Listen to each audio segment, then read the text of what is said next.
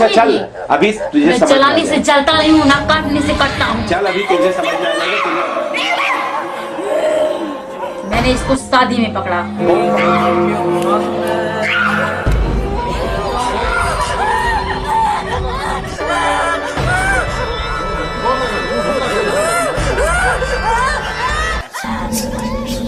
अस्सलामु अलैकुम वरहमतुल्लाहि वबरकातुहू। मोहतरम नाजरीन, तिलिस्माती दुनिया और जिन्नातों की हकीकत के वीडियो सीरीज़ का ये तीसरा हिस्सा है। आप इसे नकली आमिलीन का पोस्टमार्टम या जादूगरों का पोस्टमार्टम भी कह सकते हैं। ये वीडियो बनाने का मकसद ये है कि जो ये आमिलीन और जादूगर जो लोगों को बेवकूफ़ बनाते हैं, उनके भोलेपन का और उनकी जहालत का फ़ायदा उठाते हैं और जिनों के नाम से डराते हैं, ये उनके ख़िलाफ़ एक जंग है या उस जंग का एक हिस्सा है। इस वीडियो सीरीज़ का मकसद ये है कि जो जिन्नात के ताल्लुक़ से और मुअक्किलों के ताल्लुक़ से और जादू के ताल्लुक़ से जो लोगों को डराया जाता है और जो लोगों को खौफज़दा किया जाता है, मैं कुरान और हदीस के रोशनी में आपको जिन्नात की, मुअक्किलीन की और जादूगरों की हकीकत आपको बता रहा हूँ, ताकि आप तक सही नॉलेज पहुँचे और आप इन ढोंगी बाबाओं से, ढोंगी आमिलों से और जादूगरों से अपने फैमिली की, अपने बीवी बच्चों की और सबसे बड़ी बात अपने ईमान और अक़ीदे की हिफाजत कर सकें। मुझे उम्मीद है कि आप लोगों को इससे बहुत फ़ायदा हो रहा होगा और इंशाअल्लाह फ़ायदा होगा। पिछले 2 वीडियो में हमने जिनों की 4 किस्में बयान की। अब हम जिन की 5वीं किस्म बयान करेंगे। जिन की 5वीं किस्म इफ़रीत है। इफ़रीत वो जिन है जिसका ज़िक्र कुरान पाक में भी मौजूद है। इफ़रीत असल में जिनों का एक कबीला है। इस कबीले से ताल्लुक़ रखने वाले जिनों को इफ़रीत कहा जाता है। हज़रत सुलेमान अलैहिस्सलातु वस्सलाम का ज़िक्र कुरान पाक के सूरे नमल में मौजूद है। उसमें यह वाक़या लिखा हुआ है कुरान पाक में कि उनकी काबीना का इजलास हो रहा था। हज़रत सुलेमान अलैहिस्सलातु वस्सलाम के काबीना का इजलास हो रहा था और उसमें जिन्नात, इंसान सब मौजूद थे। हज़रत सुलेमान अलैहिस्सलातु वस्सलाम ने ये बात रखी कि मलिका बिल्कीस का तख्त यहाँ पर कौन लेकर आएगा। तो क़ाला इफ़रीतुम मिनल जिन्नी अना आतीका बिही क़ब्ल अन तक़ूमा मिन मक़ामिका व इन्नी अलैहि लक़विय्युन अमीन। तो इफ़रीत जो जिन था वहाँ बैठा हुआ, उसने कहा कि ए सुलेमान अलैहिस्सलाम, मैं इस मजलिस के ख़त्म होने से पहले पहले बिल्कीस का तख्त यहाँ पर लाकर रख सकता हूँ। तो वहाँ पर एक अल्लाह का बंदा मौजूद था, एक इंसान था, इल्म वाला था। उसने हज़रत सुलेमान अलैहिस्सलातु वस्सलाम से मुखातब होकर कहा कि अना आतीका बिही क़ब्ल अन यर्तद्द इलैका तरफ़ुक, कि ए सुलेमान अलैहिस्सलाम, मैं आग झपकने से पहले बिल्कीस का तख्त यहाँ ला सकता हूँ। और उसने आग झपकने से पहले बिल्कीस का तख्त हाजिर कर दिया। इस बात से हमें यह पता चला कि अल्लाह तबारक व तआला ने इंसान को जिन्नात से ज़्यादा ताकत बख्शी है। इफ़रीत जो जिन का कबीला है बहुत ताकतवर है और उनकी उम्रें भी बहुत लंबी होती है और उनकी रफ्तार, उनकी स्पीड भी बहुत ज़्यादा होती है। यूँ समझ लें कि वो बिजली की रफ्तार से ज़्यादा तेज़ सफ़र कर सकते हैं। इन सब के बावजूद अल्लाह तबारक व तआला ने इंसान को उनसे ज़्यादा ताकत बख्शी है। इंसान उड़ तो नहीं सकता, लेकिन उसने ऐसी मशीनें बना दी, ऐसे जहाज़ बना दिए कि जिनसे वो उड़ सकता है। और स्पीड की जहाँ तक बात करें तो इंसान ने हवाई जहाज़, बुलेट ट्रेन, ऐसी गाड़ियाँ, ऐसी कारें ऐसी बना दी है जिससे वो बेइंतहा स्पीड से सफ़र कर सकता है। तो अल्लाह तबारक व तआला ने जिनों को भी ताकत दी है, लेकिन उनकी ताकत के मुकाबले इंसानों को सबसे ज़्यादा ताकत दी है। इंसान बहुत दूर देख तो नहीं सकता, लेकिन इंसान ने ऐसे टूल्स तैयार कर दिए हैं, ऐसे कैमरे, ऐसे सैटेलाइट तैयार कर दिए हैं कि हज़ारों मील दूर बैठे इंसान को वो देख सकता है और अपनी आवाज़ को विदिन ए सेकेंड हज़ारों किलोमीटर तक पहुँचा सकता है। ये अक्ल व शऊर अल्लाह तबारक व तआला ने सिर्फ इंसान को दिया है, ना कि जिन्नात को, ना जानवरों को, ना किसी और मखलूक को अल्लाह तबारक व तआला ने ये अक्ल और शऊर अता किया है।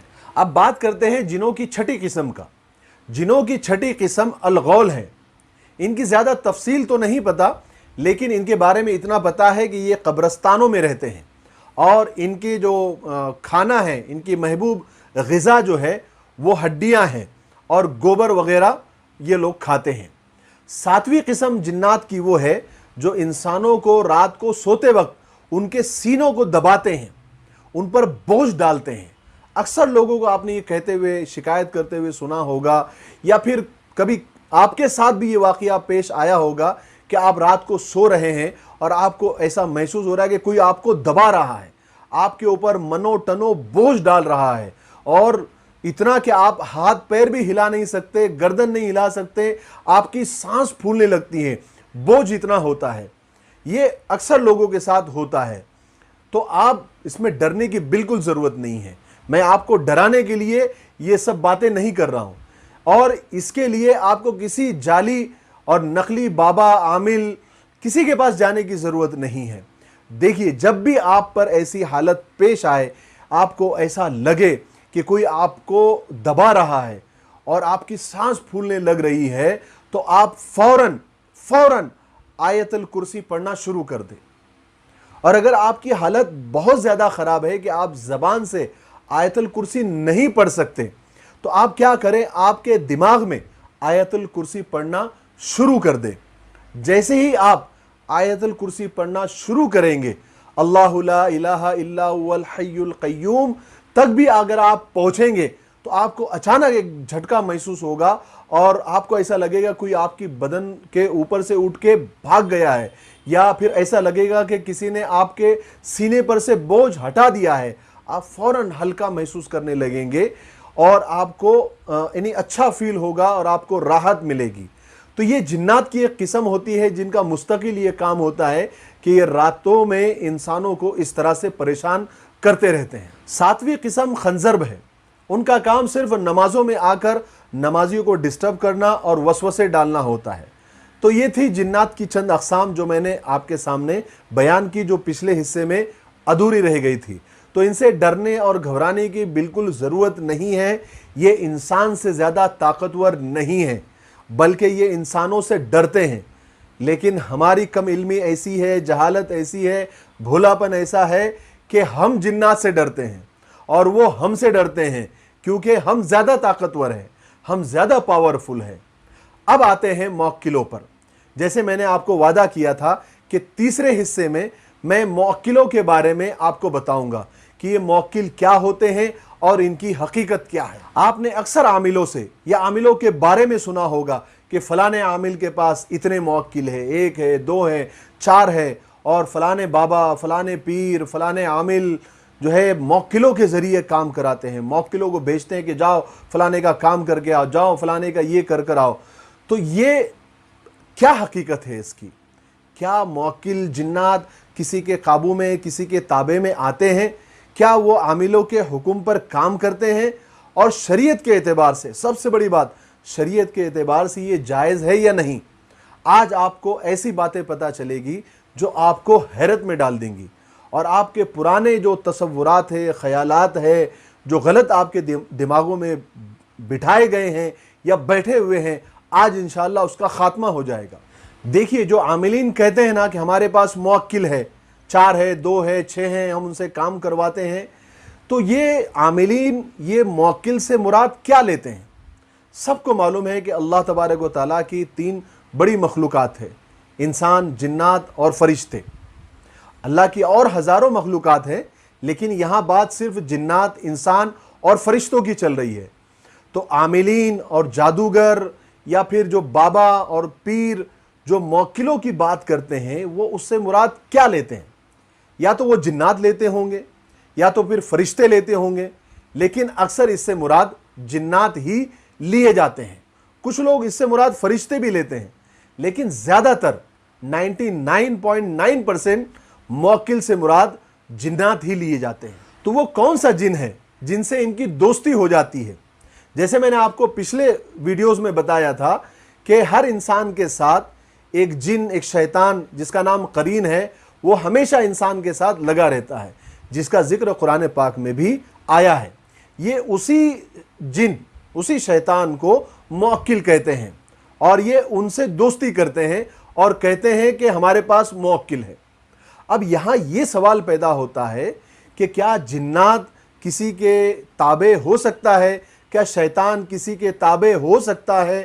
اور کیا وہ اس کے سارے کام کر سکتا ہے؟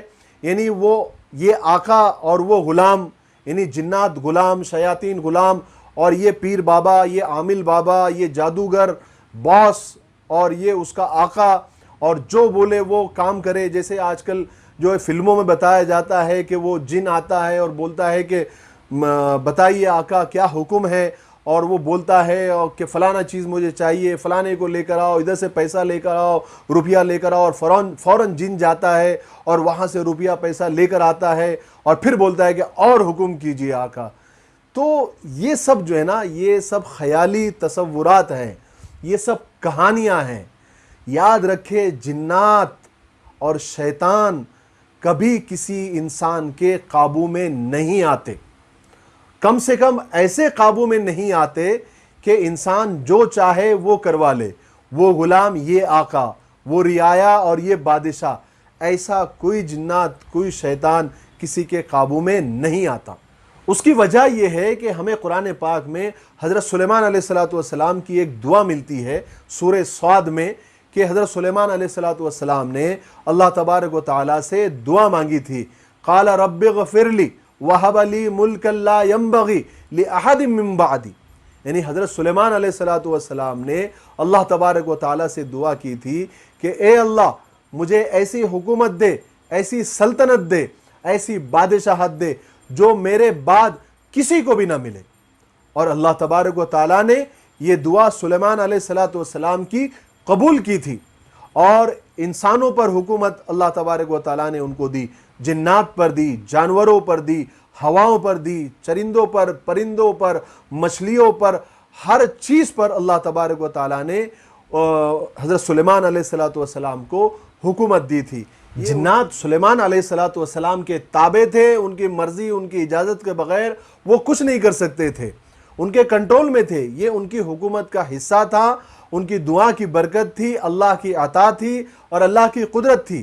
لیکن اگر آج کوئی عامل، کوئی بابا، کوئی پیر، کوئی جادوگر اگر یہ دعویٰ کرتا ہے کہ میرے تابع میں جنات ہیں اور وہ میرا غلام ہے، موکل میرے پاس ہے، میں جو چاہے اس سے کروا سکتا ہوں، تو گویا یہ بات اس عامل کی، اس جادوگر کی اور اس بابا کی، اس پیر کی، یہ بات بالکل غلط ہے، قرآن کے خلاف ہے۔ اور سلیمان علیہ السلام کی وہ دعا کہ میرے بعد ایسی حکومت کسی کو نہ ملے اور اللہ کی قبولیت، یہ اس کے بھی خلاف ہے۔ اور اس بات کی تائید بخاری اور مسلم شریف کی ایک حدیث سے بھی ہوتی ہے۔ حضرت ابو ہریرہ رضی اللہ تعالیٰ عنہ اس کے راوی ہے کہ آپ صلی اللہ علیہ وسلم نے فرمایا کہ کل رات شیطان جن نے میری نماز میں خلل ڈالنے کی کوشش کی، تو میں نے ارادہ کیا کہ اس کو پکڑ کر ستون سے باندھ دوں، لیکن مجھے میرے بھائی سلیمان کی دعا یاد آ گئی کہ انہوں نے یہ دعا مانگی تھی کہ قال رب اغفر لی وہب لی ملکا لا ینبغی لأحد من بعدی، تو میں نے جن کو پکڑا نہیں بلکہ چھوڑ دیا۔ یعنی حضور صلی اللہ علیہ وسلم گویا یہ فرما رہے ہیں کہ میں چاہتا تو اس کو قابو میں کر لیتا، اس کو پکڑ لیتا، لیکن میرے بھائی سلیمان کی دعا نے مجھے ایسا کرنے سے روک دیا۔ تو آج اگر کوئی یہ دعویٰ کرتا ہے کہ میرے پاس جنات ہے، موکل ہے، میں جن کو پکڑ سکتا ہوں اور اس کو باندھ سکتا ہوں، اس کو بوتل میں بند کر سکتا ہوں، تو گویا وہ یہ دعویٰ کر رہا ہے کہ حضرت سلیمان علیہ السلام جیسی حکومت اس کے بھی پاس ہے، اور وہ حضرت سلیمان کی، نعوذ باللہ، حضرت سلیمان علیہ السلام کی وہ دعا اس کو بھی لگ گئی ہے۔ تو یہ سب جھوٹ ہے، بکواس ہے، جھوٹ کا پلندہ ہے۔ یہ لوگوں کو بیوقوف بنانے کا، لوگوں کو ڈرانے کا، لوگوں کو خوف زدہ کرنے کا اور لوگوں سے پیسے ایٹھنے کا ایک بہت بڑا کاروبار ہے۔ اس کو ہم عامل مافیا بھی کہہ سکتے ہیں، اور بابا مافیا کہہ سکتے ہیں، جادوگر مافیا کہہ سکتے ہیں۔ دیکھیے جتنے ہم بیوقوف بننے کے لیے تیار ہیں، اتنے ہی لوگ ہمیں بیوقوف بنانے کے لیے تیار ہیں۔ تو اس لیے یہ بات دماغ سے نکال دیں کہ जिन किसी के ताबे हो सकता है या जिन को कोई ताबे में कर सकता है, जिन कभी किसी के काबू में नहीं आ सकते। तो फिर आपके जहन में ये सवाल पैदा होता होगा कि आमिलीन और जादूगर और बाबा तो जिन्नात से काम लेते हैं, क्योंकि अक्सर हम उनके पास अगर जाते हैं तो वो हमको देखते ही बता देते हैं कि आपका नाम ये है, आपके अब्बा का नाम ये है, आपकी अम्मी का नाम ये है, आप 2 साल पहले फलानी जगह गए थे, आप 1 साल पहले फलाने जनाजे में गए थे, आप 6 महीने पहले फलानी शादी में गए थे, फलाने सफ़र पे गए थे और आपके साथ ये हुआ था, ये हुआ था, ये हुआ था, वो हुआ था। तो ये सब क्या चक्कर होता है, ये मैं आपको वीडियो के चौथे हिस्से में बताऊंगा। आप फौरन डिस्क्रिप्शन में जाइए और वीडियो के चौथे हिस्से के लिंक पर क्लिक कीजिए, या स्क्रीन पर जो अभी सीधे हाथ की तरफ जो वीडियो आ रहा है चौथे हिस्से का, आप उस पर क्लिक कीजिए तो आपको इस चक्कर के बारे में पता चलेगा। तब तक के लिए आप दुआओं में याद रखें। अस्सलामु अलैकुम व रहमतुल्लाह।